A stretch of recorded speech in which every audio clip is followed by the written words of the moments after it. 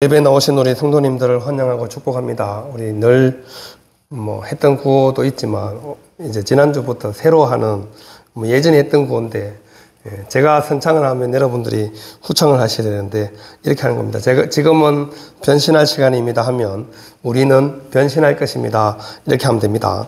제가 먼저 선창하겠습니다. 지금은 변신할 시간입니다.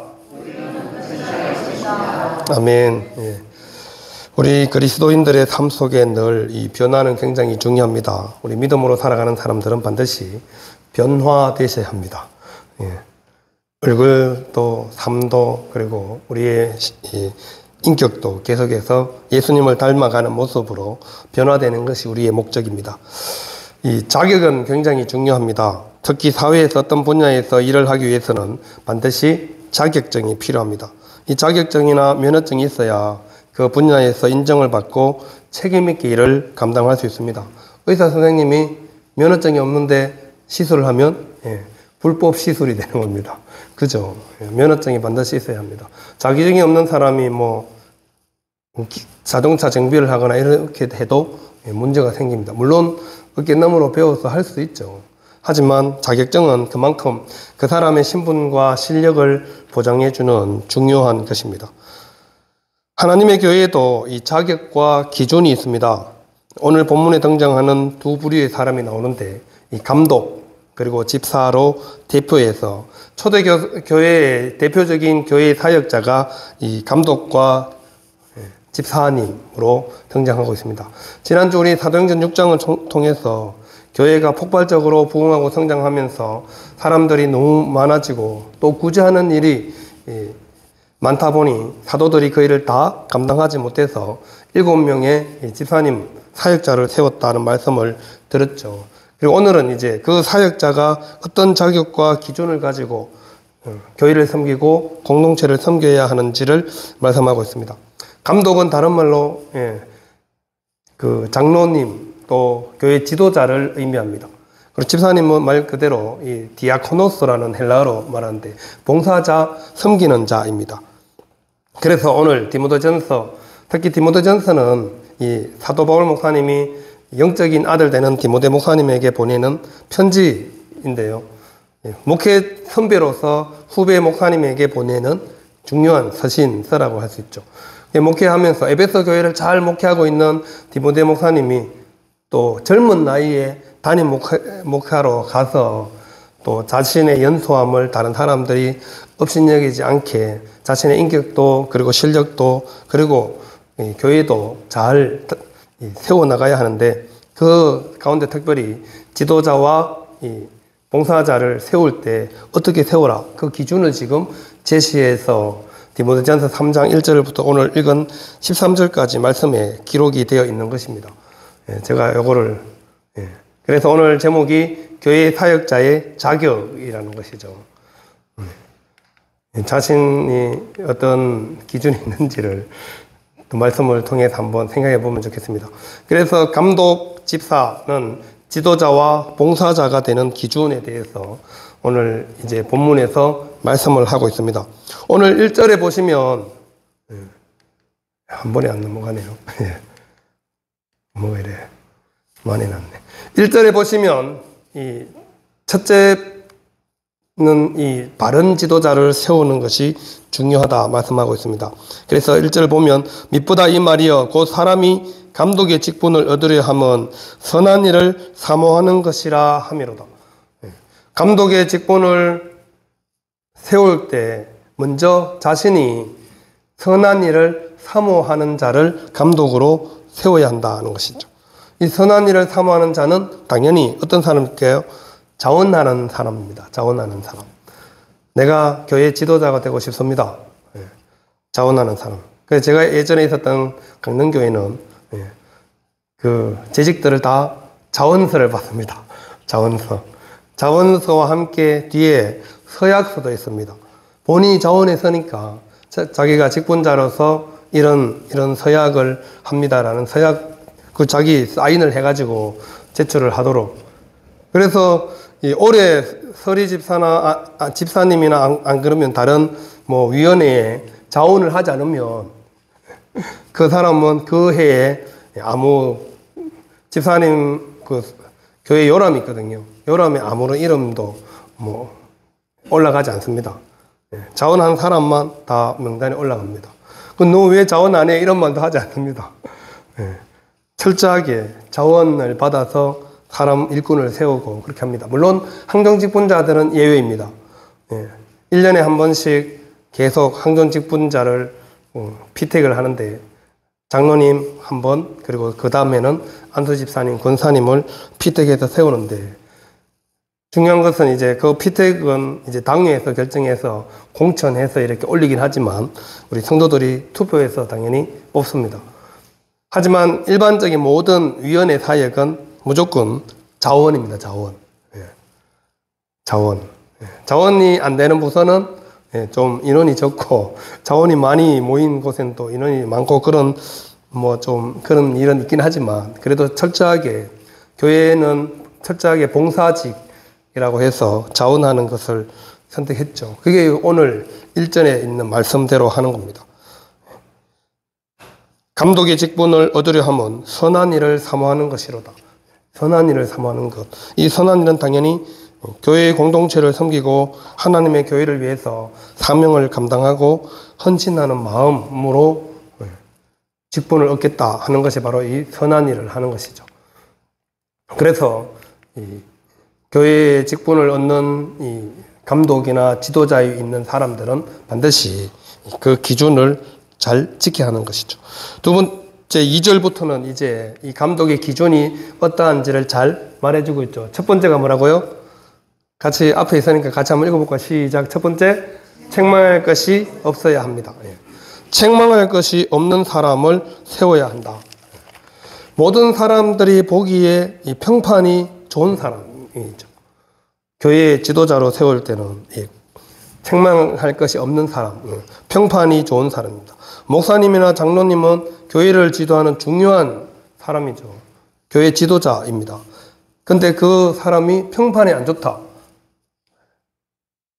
성도들에게도 평판이 안 좋고 뭐 외부인에게도 평판이 안 좋으면 교회 지도자로서 굉장히 불리합니다.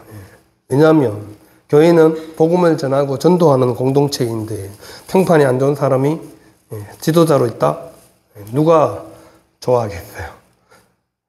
교회 다니는 사람들도 평판이 안 좋은데 교회 안 다닌 사람이, 그래서 이 책망할 것이 없는 사람은 평판에 있어서 험잡을 것이 없는 상태를 의미합니다. 굉장히 중요한 기준이죠. 두 번째는 뭐라고요? 두 번째가 뭐라고요? 한 아내의 남편이 됨. 여러분, 한 아내의 남편이 되는 게 왜 중요할까요? 결혼 생활입니다. 결혼 생활. 결혼 생활을 잘 유지하고 살아가는 사람. 우리 기독교는 일부 다처제를 싫어합니다. 금하고 있습니다. 하나님이. 그런데 이 당시에 일부 다처제가 있는 경우도 있었죠. 한 사람이 여러 명의 아내를 거느리고 있는 경우도 있습니다. 지금도 당연히 있죠. 그런데 우리 하나님은 철저하게 일부 일처제를 말씀하고 계십니다. 그래서 교회의 지도자는 당연히 한 아내의 남편이어야 한다. 결혼생활 중요하다는 거죠. 결혼생활 당연히 성적인 관극과도 연관이 되어 있습니다. 교회 지도자들이 이 성적으로 물러나면 되겠어요? 당연히 문제가 생긴다는 거죠. 그래서 철저하게 사도 바울 목사님이 교회 지도자를 세울 때는 한 아내의 남편으로서 결혼생활을 충실히 잘 감당하고 또 가정도 충실히 잘 지키는 사람을 감독으로 세워야 된다 강조하고 있는 것입니다. 그래서 두 번째가 한 아내의 남편이 있고, 세 번째는요, 절제. 이 성령의 일매 중에 하나죠, 절제. 셀프 컨트롤. 자기 자신을 절제하지 못하는 사람이 지도자가 될 수 없다라는 것을 명백하게 말해주는 거죠. 절제함. 뭐, 그 다음에는요, 신중함. 이것도 지도자로서 당연히 신중해야죠. 지도자 한 명이 잘못 결정하면 공동체가 위험에 처할 수도 있고 공동체가 어려움을 겪을 수 있기 때문에 지도자는 반드시 이 신중함을 가지고 있어야 된다. 그 다음에는요, 단정함. 이거는 뭐 더 설명 안 해도 되겠죠. 누가 봐도 품위가 단정한 사람이어야 한다. 저 사람은 왜 저렇게 살아가지? 이런 말 들으면 왜 모습이 저렇지? 그러면 장로님 목사님이신데 품위가 단정하지 않아서 다른 사람 보기에 교회에서 보기에 민망하다. 그러면 덕이 되지 않습니다. 그래서 이 단정함도 중요한 기준이 되는 것이죠. 그 다음 중요한 기준들이 등장하는데 뭘까요? 나그네를 대접함. 나그네는 이 약한 사람의 대표적인 사람이죠. 구약에서 늘 등장하는 도와줘야 할 대상, 고아와 가부와 나그네, 레위인 이렇게 등장하죠. 레위인은 나중에 아마 첨가된 것 같습니다.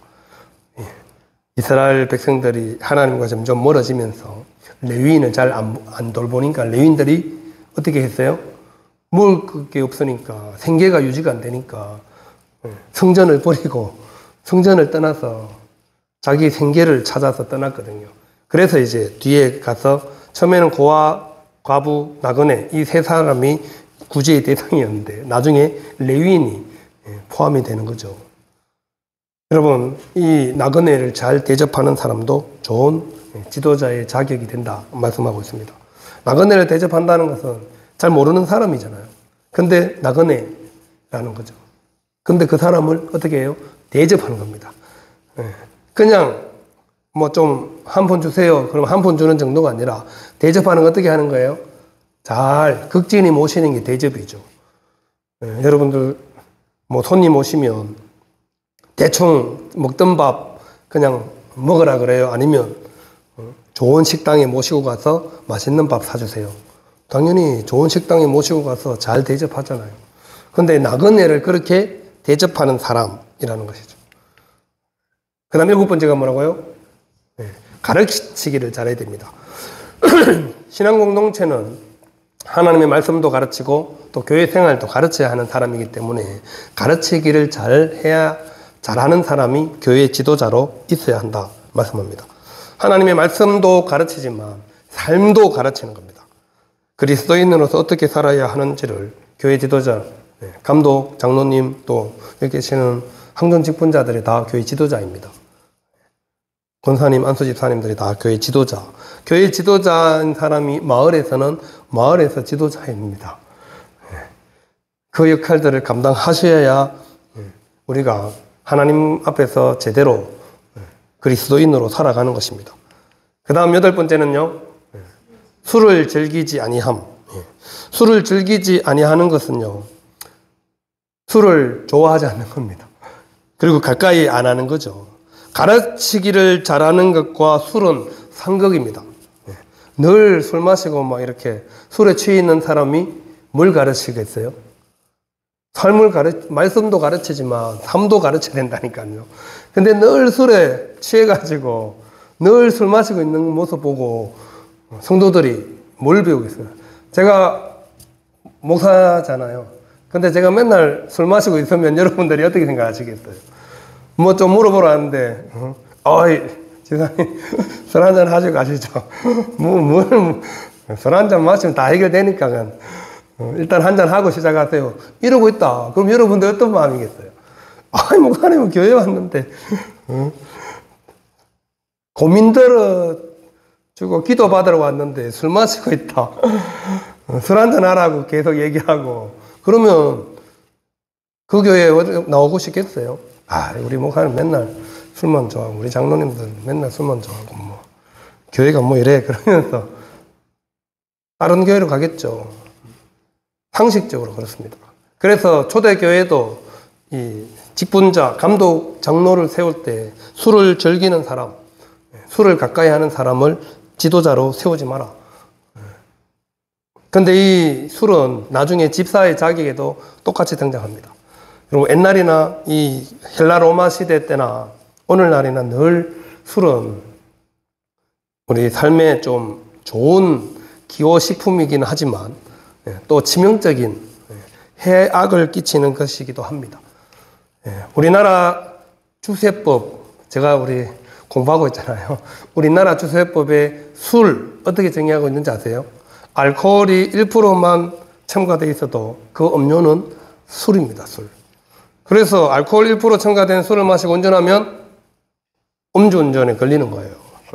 음주운전, 뭐 주차하는 몇 미터밖에 안 움직인대요. 그래도 음주운전입니다. 그렇게 되어 있습니다. 그래서 술 마시고 운전하시다가 걸리면 도로교통법 음주운전으로 처벌을 받는 겁니다. 그리고 이제 우리 일제강점기 이후에 우리나라 이 가정에서 술을 양조하는 양조장이 다 사라졌죠. 일제가 이 우리나라에서 세금을 아주 알뜰하게 거두기 위해서 가정에서 술을 양조하는 모든 양조장을 폐쇄하고 공식적으로 등록한 양조장만 허락을 해줘서 우리나라는 집집마다 다 양조장이 있었습니다. 곡주로 술을 만드는 방법을 조선시대에는 다 집집마다 술을 못 만드는 집이 없었어요. 근데 지금은 술을 만드는 집이 거의 없죠. 왜냐하면 양조 허가를 받아야 되고 또 신고를 해야 되고, 근데 이 신고를 하지 않고 허가를 받지 않고 술을 만들거나 나누어주면 주세법에 걸려서 처벌을 받습니다. 나누어줘도 안 돼요. 만들어서 같이, 근데 배에 넣어가는 건 됩니다. 만들어서 자기 먹고 배 속에 넣어서 가는 거는 아무도 처벌하지 않습니다. 근데 만들었다고 주전자에 담아가거나 병에 담아가면 주세법 위반으로 처벌을 받습니다. 벌금이 상당히 셉니다, 여러분. 일반 다른 뭐 교통법규 이런 거 위반에 잽도 안 돼요. 그만큼 세게. 그리고 뭐 하세요? 세금을 잘 걷어들이기 위해서죠. 그래서 교회도 마찬가지로 술을 즐기는 사람, 집사의 자기에 가면 술에 인이 박힌 사람, 술에 마음이 빼앗긴 사람 뜻하는 건데, 그런 사람들은 자격에 제외시킨다는 거죠. 9번째는 뭐죠? 당시 지도자들이 폭력도 행사했어요. 구타하지 않냐? 왜? 구타한 일이 있었으니까. 왜 구타하는 일이 생길까요? 술 때문입니다. 술을 마시면 당연히 술 취하면 거의 싸움이 왜 일어나요? 술 때문이죠. 지도자도 술을 마시면 이성을 잃죠. 그러니까 구타하는 일이 생깁니다. 구타하지 아니함. 그 다음 오직 관용함. 이 합리성이 부드러워진다는 뜻이거든요. 관용한다는 것은. 근데 오직이라는 뜻이 들어가 있죠. 사람이 술을 마시면 비합리적으로 되잖아요. 도통 말이 통하지 않게 됩니다. 그래서 오직 관용함은 부드러운 합리성을 가지고 모든 일을 처리할 수 있는 사람이 교회의 지도자가 되어야 한다는 의미로 말씀하고 있는 것입니다. 그래서 오직 관용함. 이 감독의 기준이 좀 많아요.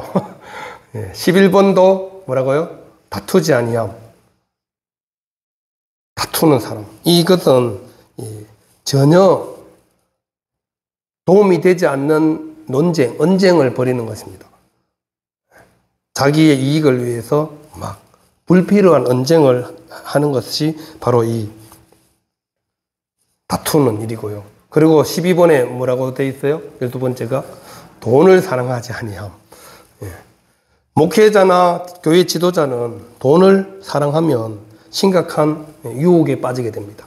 지금 교회가 제도적으로 왜 지도자를 세워요? 왜 봉사자를 세워요? 교회 지금 제일 큰 핵심적인 일이 뭐였어요? 예루살렘 교회? 구제하는 일이죠. 구제하는 일. 헬라파 과부들, 히브리파 과부들을 열심히 구제하는데, 구제하려면 뭐가 필요해요? 또한 돈이 필요하죠. 근데 돈을 사랑하면 어떻게 하겠어요? 구제한다고 막 돈을 걷어놓고는 구제는 조금만 하고 나머지는 자기가 다 in my pocket. 그럼 어떻게 되겠어요? 계속 시간이 지나면 당연히 문제가 생기죠. 그런 일이 초대교회에도 일어나니까 지도자는 돈을 사랑하면 안 된다. 그리고 디모데전서 6장 10절에 가면 돈을 사랑함이 일만하게 뿌리다 이렇게 설명하고 있는 겁니다. 일만하게 뿌리다. 뒤에 아마 적어놓은 것 같아요, 제가. 예, 한 번 더 뒤에 가면 또 나오니까 네. 제가 친절하게 그죠. 같이 한번 우리 읽어보겠습니다. 디모데전서 6장 10절 시작. 돈을 사랑함이 일만하게 뿌리가 되나니 이것을 탐내는 자들은 미혹을 받아 믿음에서 떠나 많은 근심으로서 자기를 찔렀도다. 아멘. 돈을 사랑하면 이렇게 된다는 겁니다. 탐내는 자들, 미혹을 받게 되고 믿음에서 떠나게 되고 많은 근심이 자기를 계속 찌르게 된다. 그래서 잠언서에도 나와 있죠. 부자는 편하게 다리 뻗고 못 주무신다. 왜? 누가 내 돈 훔쳐갈까 봐. 그런 거죠. 그래서 돈을 사랑하는 것, 감독의 기준에서 멀어지는 사람이다 말씀하고 있습니다. 13번째가 뭐라고요? 자기 집을 잘 다스려야 한다. 5절에도 보시면 그 자기 집을 잘 다스려야 뭐가 된다고요? 교회를 잘 돌볼 수 있다 말씀하고 있잖아요. 자기 집을 잘 돌보는 사람이 하나님의 교회를 잘 돌볼 수 있다. 그래서 자기 자녀들, 초대교회의 예배 처소는 가정이었습니다. 가정. 성도들이 예배 드리러 나온 곳이 지금처럼 이렇게 건물을 지어가지고 막 예배 드린 것이 아니라 가정이 예배의 처소였는데, 가정에 왔는데 생각해 보세요. 교회 지도자 집에 모여서 예배를 드리는데 자녀들은 난 예배 드리기 싫어 그러고 막 아침부터 예배 드리러 찾아왔는데 부부 싸움하고 있고 애들도 막 자기들끼리 방에서 안 나오고 그러면 성도들이 교회 그 예배 드리러 찾아와가지고 뭐 어떤 마음이 들겠어요. 우리 교회 지도자는 도대체 집구석이 왜 이 모양이냐 이런 생각을 안 하겠어요. 그래서 초대교회 교회 지도자의 기준은 항상 집사도 지도자도 마찬가지로 감독도 마찬가지로 자기 집을 잘 다스려 자녀로 하여금 어떻게 하라고요? 복종하게 하는 자. 그 사람들을 교회의 지도자로 세워야 된다 말씀하고 있는 겁니다. 집을 잘 세우는 사람이 교회도 잘 돌볼 수 있기 때문에 가정과 교회를 초대교회는 항상 같이 연결시켜서 설명을 합니다. 가정이 곧 가정 공동체가 신앙 공동체, 가정이 교회를 잘 다니면 그 가정을 통해서 교회 공동체가 계속 부흥하고 성장했기 때문에 그렇습니다. 14번째는 뭐라고요? 새로 입교한 자는 안 된다 말씀하고 있죠. 오늘 본문에 보시면 새로 입교한 자가 왜 안 된다고요? 교만해져서 마귀를 정죄하는 정죄에 빠질 우려가 있기 때문에 새로 입교한 사람은 교회 지도자가 될 수 없다. 그래서 우리도 뭐 항존직분 선택할 때 세례 받은 지 몇 년 기준이 다 정해져 있습니다. 그리고 15절, 15번째 뭐예요? 외인에게서도 선한 증거를 받은 사람. 외인은 바로 비그리스도인입니다. 이방인들에게도 모범이 되는 사람. 이런 사람들이 감독의 기준에 해당한다. 집사 아직 해야 되는데. 지도자는 하나님과 사람 앞에서 칭찬받을 만한 사람으로 살아가는 것입니다. 그래야 이 지도자로서 온전히 잘 선택된 것입니다. 하나님과 사람 앞에서 칭찬받는 사람, 평판이 좋게 나 있는 사람이 교회의 지도자, 목사님이든 장로님이든 뭐 안수집사님이든 권사님이든 다 똑같이요. 둘째는 이제 바른 봉사자를 세워라. 집사님의 기준입니다. 8절에서 12절까지 있는데 좀 빨리 넘어가겠습니다. 첫 번째는 정중해야 된다. 정중함. 예의 바르고 정중한 사람. 두 번째는 뭐 하지 말아야 된다고요? 일구이연을 하지 않냐. 일구이연 안 하는 사람은 거짓말 안 하는 사람입니다. 거짓말 안 하는 사람. 아까 얘기했죠. 구제를 해야 되는데 거짓말 잘하는 사람은 힘들다는 거죠. 많은 비용을 사용하고 또 구제하는 일을 위해서 많이 해야 되는데 일구이연하면 금방 문제가 생기겠죠. 그 다음에 세 번째 나와 있죠. 술에 임 박히지 아니한 사람. 이런 분은 교회 봉사자로 세울 수 없다 얘기합니다. 아까 술을 즐기는 사람, 또 술에 임박힌 사람 똑같은 의미입니다. 다른 것보다 술을 가장 우선순위에 두고 살아가는 사람이죠. 술을 좋아하는 사람. 그런 사람들을 집사의 자격 기준에서 제외시키는 겁니다. 그래서 우리 그리스도인들은 이 땅을 살아가는 동안 술을 멀리해야 되는 이유가 있습니다. 이사야 28장 7절에 보면 그리하여도 이들은 포도주로 말미암아 엿걸음치며 독주로 말미암아 비틀거리며 제사장과 선지자도 독주로 말미암아 엿걸음치며 포도주에 빠지며 독주로 말미암아 비틀거리며 환상을 잘못 풀며 재판할 때 실수하나니. 그래서 뭐 하지 말라고요? 술 마시면 안 된다는 거죠. 선지자들, 제사장들이 독주를 마치고 엿걸음친다는 건 비틀비틀거린다는 거잖아요. 그렇게 하다 보니 문제가 생기죠, 당연히. 그래서 이 제사장과 선지자들이 환상을 잘못 풀고 재판할 때 실수하기 때문에 술에 임박히지 아니해야 된다. 레위기 10장 9절에도 나와 있습니다. 너와 내 자손들이 회막에 들어갈 때에는, 빨리 안 나왔네요. 레위기 10장 9절. 너와 내 자손들이 회막에 들어갈 때에는 포도주나 독주를 마시지 말라. 그리하여 너희 죽음을 면하라. 이는 너희 대대로 지킬 영영한 규례라. 여러분 10장 1절부터 앞에 어떤 내용이 있는지 혹시 기억하실까요? 나답과 아비후 누구예요? 아론의 두 아들들이죠. 첫째, 둘째입니다. 근데 하나님께 다른 불을 들여서 그 자리에서 죽임을 당합니다. 레위기 10장 내용입니다. 근데 그 죽은 이유가 뭘까요? 하나님께 다른 불을 들여서. 왜 다른 불을 들였을까요? 늘 성전에 불이 켜져 있는데 왜 다른 불을 들였어요? 술 취해서 그렇습니다. 그래서 10장 9절에 뭐라 그래요? 너와 내 자손들이 회막에 들어갈 때에는, 회막이 돼요. 하나님께 제사 드리러 들어갈 때에는 아론의 제사장들 포도주나 독주를 마시지 말라. 그리하여 너희 죽음을 면하라. 술 마시고 들어가서 나답과 아비후가 하나님께 다른 불을 들여서 죽었습니다. 그 자리에서 죽었습니다. 그래서 다른 아들들이 장례를 치르잖아요. 그래서 하나님께서 아론과 그 레위인들에게 슬퍼하지 마라 그래요. 슬퍼하지 마라.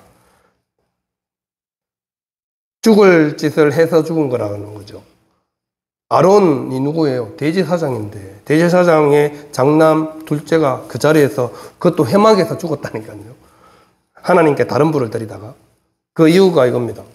포도주나 독주를 마시고 들어가서 죽음을 당했습니다. 그래서 하나님의 회막에 들어갈 때는 포도주나 독주를 마시지 마라 그러는 거죠. 우리가 오늘날 적용하면 베드로전서 2장 9절에 우리 모든 그리스도인들은 다 누구라고요? 왕 같은 제사장, 거룩한 나라, 그의 소유된 백성입니다. 오늘날 예수님 믿는 우리 모두가 다 제사장입니다. 교회 올 때 술 마시고 오시면 안 됩니다. 우리가 세상 속에서도 술을 멀리해야 하는 이유입니다. 우리는 왕 같은 제사장들이니까. 세상 사람들이 왜 그리스도인들 술 마시면 같이 막 술 마셔놓고 뒤에서 욕하는 줄 아세요? 하나님 믿는 사람들은 술을 멀리하는 걸로 세상 사람들은 알고 있어요. 근데 교회 다니는 지도자들, 집사님들이 아무런 끄리낌 없이 술을 마셔요. 그러니까 같이 마시니까 좋죠. 속으로는 다 욕해요. 그래놓고 네가 무슨 그리스도인이라고, 기독교인이라고, 하나님 믿는다고 웃기는 소리 하지 마라. 속으로 욕한다니까요. 제가 그 얘기를 친구한테 직접, 다른 친구가 술 먹이놓고는, 술 먹인 교회 안 다니는 나쁜 놈이 술 먹은 제 친구를 뒤에서 욕하더라니까요. 교회 다니면서 하나님 믿는다면서 내가 주는 술을 받아 먹었다면서. 그때가 92년도입니다 여러분. 92년도. 그런데도 그럽니다. 교회를, 이 친구는, 술 먹인 친구는 아예 교회를 안 다니는 친구예요. 술 주니까 친구가 막 계속 권면하니까 한 잔 받아 먹은 건데, 그 한 잔 먹었다고 얼마나 뒤에서 욕하든지. 제가 교회 다니는데 제대로라고 하는 소리인지는 모르지만 그렇습니다. 세상 사람들은 그렇습니다.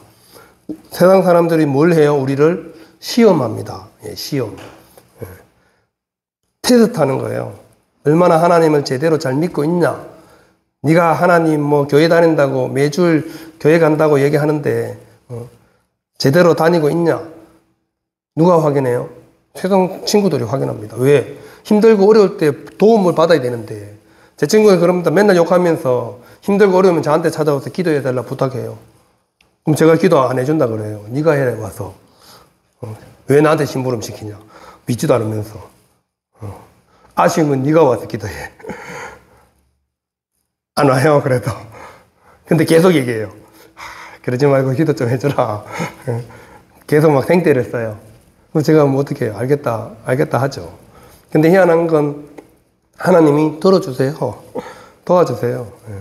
그러니까 고마워하죠. 여러분 우리가 믿음으로 살아갈 때 그렇게 하지 않으면 하나님이 싫어하십니다. 기뻐하지 않으세요. 그럼 우리가 하는 기도도 잘 응답해 주지 않습니다. 시간이 많이 지나서 빨리 넘어가겠습니다. 그래서 더러운 일을 탐하지 아니함. 자신의 이익을 위해서 탐내는 것을 말합니다. 그리고 깨끗한 양심에 믿음의 비밀을 맡은 자. 당연히 예수님의 구속 사역을 다 가지고 있으면서 마음이 깨끗한 사람. 마음이 깨끗해야지 이 중요한 구제 사역을 맡길 수 있으니까 그렇습니다. 더러운 일을 탐하지 않고 깨끗한 양심 다 연결되어 있는 걸 아시겠죠. 그 다음 6번째도 똑같죠. 자녀와 자기 집을 잘 다스리는 자. 감독하고 거의 비슷한 게 겹치는 게 많습니다. 그 이유가 하나님의 교회를 섬기는 사람이든 봉사하는 사람이든 다 똑같이 그리스도 안에서 교회의 공동체를 위해서 중요한 이 일들을 감당하기 위해서는 반드시 그런 기준이 필요하기 때문에 그렇습니다. 그래서 봉사자는 인격적으로 잘 갖춰진 사람들이 그 일을 감당해야 합니다. 그래서 10절에 나와 있죠. 이에 이 사람들을 먼저 시험하여 보고 그 후에 책망할 것이 없으면 직사의 직분을 맡게 할 것이요. 어떻게 시험해 보겠어요? 10절에 나와 있는 먼저 시험하여 보고 교회가 그 사람의 삶을 보고 제비를 뽑는 겁니다. 선택을 하는 거죠. 그래서 이런 잘 갖춰진 사람이 봉사자는 인격적으로 잘 갖춰진 사람이 감당해야 하나님의 교회가 더 든든히 설 수 있는 겁니다. 직분을 잘 한 자들은 또 아름다운 지위와 그리스도 예수 안에서 믿음의 큰 담력을 얻게 됩니다. 아름다운 지위, 이건 영적인 차원에서 성전과 진급을 의미합니다. 하나님께서 우리에게 약속하신 면류관들이 성경에 많이 등장하는데 그 면류관을 주시겠다 약속하고 계십니다. 그리고 믿음의 큰 담력, 뭐예요? 믿음의 그릇을 계속 키워주신다는 말씀입니다. 여러분 믿음의 그릇이 요만하면 요만큼밖에 못 담죠. 하나님이 부어주시는데 어떻게 해요? 그릇이 요만하면 요만큼만 담고 나머지는 다 새버리겠죠. 근데 믿음의 그릇이 크면 이때만 하면 그만큼 내가 받을 수 있는 거잖아요. 그래서 하나님께서 우리에게 맡겨주신 직분을 내가 잘 감당하면 믿음의 큰 담력을 계속 우리 삶 속에서 하나님께서 우리에게 주시는 은혜를 계속해서 경험하게 되고 큰 담력을 얻어서 더 큰 일을, 그래서 마태복음 25장에 나와 있는 말씀대로 충성된 자에게 더 큰 것으로 맡긴다는 이유도 바로 그런 의미입니다. 오늘 교회의 사역자로서 자격을 통해서 우리 여기 계신 우리 성도님들이 자기에게 맡겨주신 사명을 또 잘 감당하셔서 하나님께서 약속하신 이 아름다운 지위와 믿음의 큰 담력을 얻으시길 바랍니다. 마지막으로 헨리 나우엔의 글인데요. 우리 삶에 있어서 중요한 것은 일이 아니라 열매입니다.